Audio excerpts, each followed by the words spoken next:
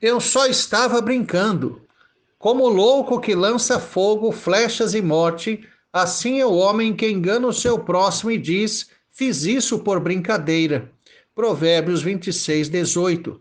Com certeza, ficarão para sempre marcadas na memória da igreja cristã brasileira a perversidade e a covardia de humoristas brasileiros do mais baixo nível por fazerem encenações de Jesus, mostrando-o como gay e de Deus como um pai patético e enfurecido.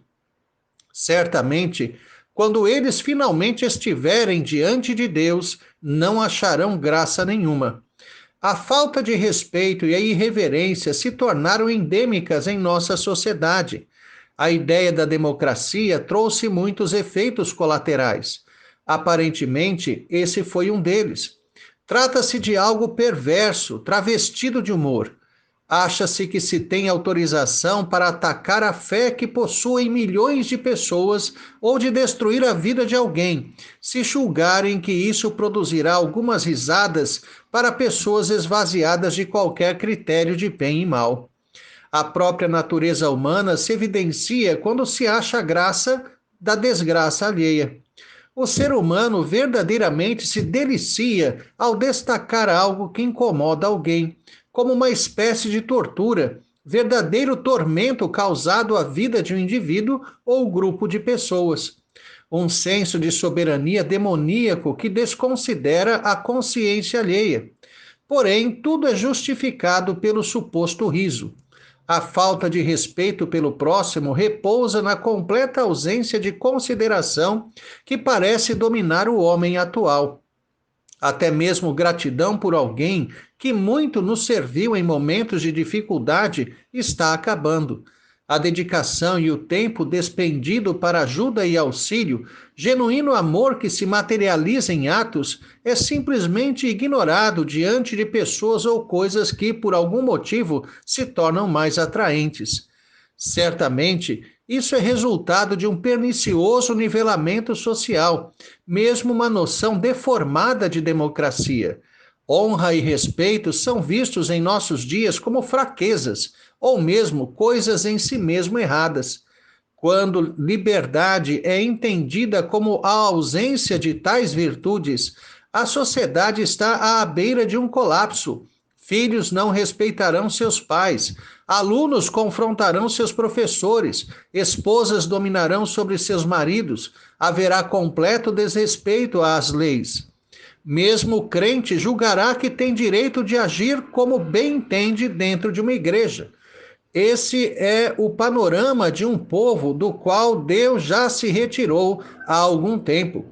Está do lado de fora, a bater na porta, esperando que alguém o escute, oferecendo novamente profunda comunhão. Eis que estou à porta e bato. Se alguém ouvir a minha voz e abrir a porta, entrarei em sua casa e cearei com ele e ele comigo. Apocalipse 3:20. Uma vez que o governo está nas mãos do povo, estabelece-se que todos deveriam ser iguais diante da lei. Desde o momento que o homem arrogantemente tomou para si as bases do direito, abandonando o direito natural, a injustiça impera mais e mais.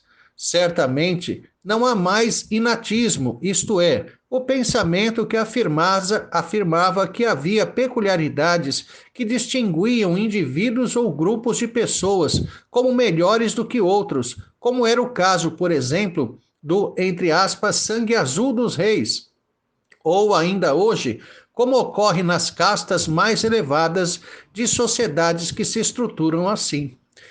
Contudo, devido à verdade fundamental de que todos somos iguais, a igualdade tão propalada como um dos postulados da Revolução Francesa, influência do calvinismo dos huguenotes, degenerou-se em falta de respeito, afronta e infâmia. Embora brincar não seja necessariamente pecado, desde que não seja constante e considere com o que e com quem brincar, tornou-se licença para fazer e falar o que se quiser, travestindo insultos, desdém, maldades, malícia com o lúdico. O apóstolo Paulo, escrevendo aos Efésios, alerta e exorta contra palavras vãs e chocarrices, Efésios 5:4. As primeiras dizem respeito ao papo furado, a jogar conversa fora, a conversação sem rumo e sem sentido que tantas vezes caracterizam o tempo mal gasto no relacionamento entre os irmãos. As segundas dizem respeito às brincadeiras excessivas praticadas por alguns, como se fosse resultado da alegria que vem de Deus. Em ambos os casos, o apóstolo destaca a importância de falarmos coisas proveitosas e edificantes. É triste quando vemos irmãos na fé se visitarem, falarem de todos os assuntos fúteis possíveis, brincarem com tudo e com todos, despedirem-se sem nenhuma palavra de edificação ou mesmo oração. Voltando às palavras do sábio, é certo que o provérbio destaca o engano daqueles que praticam a perversão e o pecado desculpados por brincadeiras. Não está claro se é deliberado, isto é, pretendido ou planejado.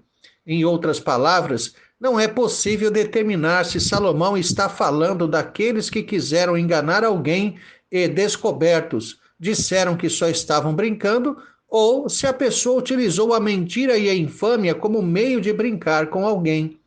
De qualquer forma, a fórmula engano mais brincadeira é severamente reprovada, ocasiões quando se ilude alguém que está confiando em você em nome de brincadeira. A confiança tem valor incalculável. É poder para levar alguém a obedecer o que você diz, algo que deveria ser usado exclusivamente para o bem. Como cidadãos em um mundo global, onde as fronteiras étnicas e raciais, religiosas e morais, sexuais e familiares ruíram, temos que tomar muito cuidado para que não transitemos para além dos limites estabelecidos pela palavra de Deus. Que as nossas brincadeiras sejam comedidas, saudáveis e no tempo certo. Não brinquemos com coisas sérias ou santas. Sejamos sábios para que não causemos destruição por meio de nossas palavras, pois, como já chegou à compreensão até mesmo a sabedoria popular, prudência e canja de galinha não fazem mal a ninguém. Viva a verdadeira alegria, que não é fabricada, que não precisa ser estimulada por brincadeiras malignas, mas é o resultado perene e pacífico da presença de Deus em seu coração. Tenha um excelente dia na presença do Senhor, Reverendo Jair de Almeida Júnior.